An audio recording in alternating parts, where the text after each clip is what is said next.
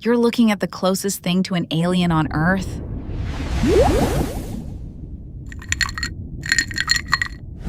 It has 3 hearts, blue blood, and a brain that lives in its arms.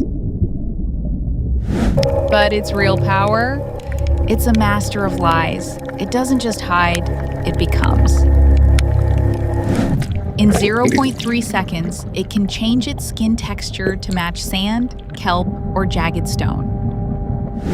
It can squeeze through a hole the size of its own beak. If it wants in, it's getting in.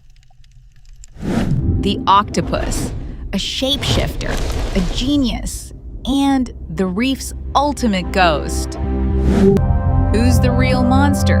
Drop a octopus if you're Team Octopus,